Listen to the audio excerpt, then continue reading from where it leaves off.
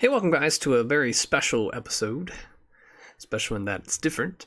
What we're going to be doing here today is taking a look at the guidebook to the Land of the Green Isles. This is the manual that came with King's Quest 6, and we've got it in a PDF form. I found it online. I didn't actually have a physical copy of the manual itself, so just pulled this online to take a look at together with you guys. I'm going to read through it. And we'll get to know. This might be a bit of a long episode because the manual is 30 pages. I might have to split it up into a couple of videos. But if you're not interested in this stuff, you can skip this video. That's totally fine. But there is some interesting information on the islands that we're exploring and such. So that stuff will come into play in the game potentially. It'll also come into play in the fact that it'll be knowledge I will have learned from this video. So you might hear me saying things or talking about stuff and wonder, where did I get that from, or what am I talking about? So I would recommend checking it out just to be safe. Now, I skimmed through it just to kind of have an idea of what's in store, make sure I wasn't hit by any crazy surprises, but I have not read it all. So a lot of this is going to be new, and I'm going to read it aloud for you guys because it's not voiced. So let's begin. And I've got it here so we can all see it together. So, Guidebook to Land of the Green Isles. Here's our table of contents. You can see there is quite a bit to it. We start with our forward. I'll try to zoom in. Maybe that will help a little bit. Yeah, here we go. So, herein lies the account of my travels in that mysterious kingdom known as the Land of the Green Isles. Lest this record be put down to the fevered imagination of a madman and the fiction of a notorious liar, let me assure you, dear reader, that the Land of the Green Isles does indeed exist. One can hear the name of the land whispered in roadside inns off dusty roads from the hills of Daventry to the Sea of Timir, especially on nights when the wind howls and the rain plays havoc on the window panes. The storytellers inevitably take on the same tone of voice they use when speaking of the Fairy Kingdom. I cannot vouch for the Fairy Kingdom, since I have yet to get a leprechaun in a position of compromise yet. The Land of Green Isles, that is a place where the feet of a man can find solid ground and his eyes feast on such wonders. My tale begins with a broken compass. I had taken passage on a ship bound east from Ludor. Our destination was Serenia, yet in the second week out we encountered a terrible electrical storm. Waves crashed upon the deck of our little ship, the Roundabout, and lightning struck the sea all around her. We got a picture here. And that's why I wanted to show this. This thing has a lot of pictures in it. At one point, it even struck our secondary mast, and we were saved from fiery death only by the lashing rain, which quickly put out the fire. We felt sure that we were all dead men. Yet on we bailed and strove throughout the night. After long hours of a terrifying labor, we found ourselves still afloat on the other side of the storm. At first light, the damage seemed minimal, despite the lightning that had struck the ship.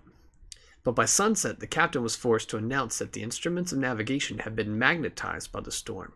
The compass spoke east, yet the sun sank low over the night of our prow. The captain did his best to sail by older methods, by the sun and the stars. He assured the voyagers that there was nothing to fear, yet we seemed cursed, for a dense cloud settled over the sky. For a dense cloud cover settled over the sky, far into the horizon. Not sure where this is going. Page 2. And stayed. Okay, here we go. Sorry about that. The Roundabout sounded like a blind man groping in a vast unfamiliar room. Groping. Okay. Oh, I'm reading that right. After a week, the captain had to admit that we had missed our destination. There was no land to be seen anywhere. It was as if the storm had been another flood that had wiped civilization from the face of the earth. With naught else to do, we sailed on. By now, so lost that turning around seemed futile. Who was to say that we were not turned around already? A month later, I lay in a fitful sleep on my bunk, throat parched and skin stretched from the scant provisions allotted all hands from the near-empty hold below, when I heard the cry on deck, "Land ho!" Startled from my sleep and exhilarated with hope, I sprang to the deck. The sky had cleared, and its blue seemed a hue I had never seen. A sailor was wildly pointing off the prow, where the bright green of a small body of land was dimly visible. The Roundabout responded as though leaping from the sea towards the remote shore.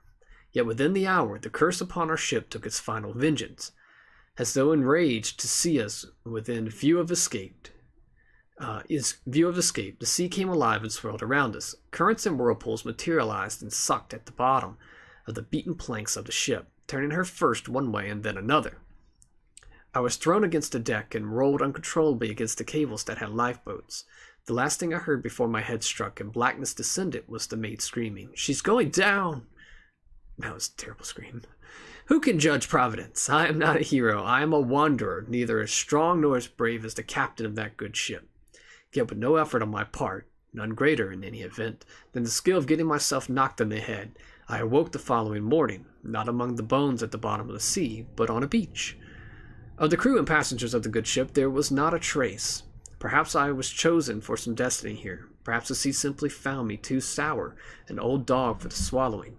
In any case, that is the tale of how I found the land of the Green Isles. Or should I say how it found me? Being but a poor traveler with feet that itch and a spirit that cannot rest, I have not to leave this world, but a record of things these eyes have seen. Being not nearly as clever as a balladeer, I set this down in humble prose. May this account someday find its way back to the land of my youth, though I fear I myself shall die on this distant shore. Derek Carlavagian. I'll try that again. Derek Carlavagian. Okay, that's our setup, our forward there. So let's go ahead and get a couple more bits in, and I guess we will split this up. So part 1, the Land of the Green Isles. The Land of the Green Isles is an ancient kingdom ruled by by a royal family designated simply as the Crown. Its location so far from the rest of the unknown world, combined with the dangers of the surrounding sea, have effectively isolated from the influence of other lands. This small kingdom might as well exist on a distant star as on the other side of an inhospitable sea. Because of this isolation, the citizens of the kingdom have a unique flavor and a quaint naivete.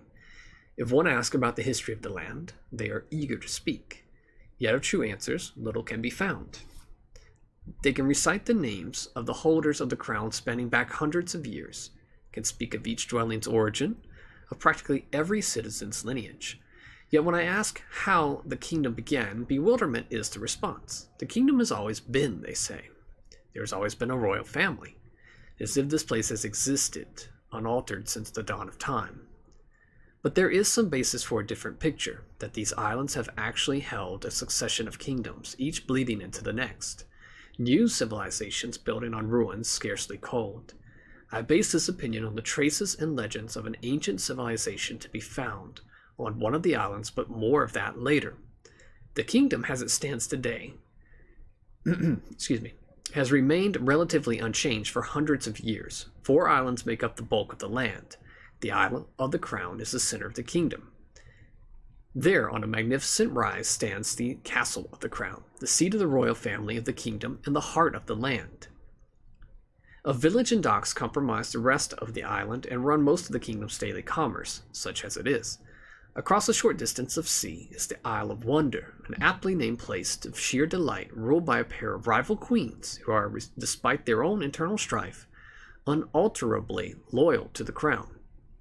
The Isle of the Beast is the least hospitable of the islands, seemingly deserted. I did not see much of the place since obstacles made it impossible to travel far inland.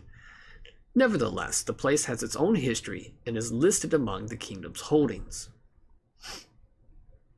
All right, there's a shot. The fourth island is the Isle of the Sacred Mountain, so called for the soaring peak that rises from the base of the island into the clouds and around which that community, both literally and philosophically, is built. The Isle of the Sacred Mountain has its own rulers who are also subservient to the crown. A more dissimilar set of cultures can scarce be imagined than those of these 4 islands. Yet they seem to exist in harmony and function as a whole. The uniting factor is the crown, which maintains loyalty both by means of its undisputed heritage as the seat of all government and by the grace of its goodly royal family. Peace has reigned for centuries in this idyllic kingdom and seems likely to continue. That is, as long as the land remains hidden from the evil that we know exists in the world. Though I am a stranger here, I hope not to influence this place overly much. Who would wish to change such a paradise? And we'll move into part 2. I guess let's put it up here, and I'm going to get some water because I need it.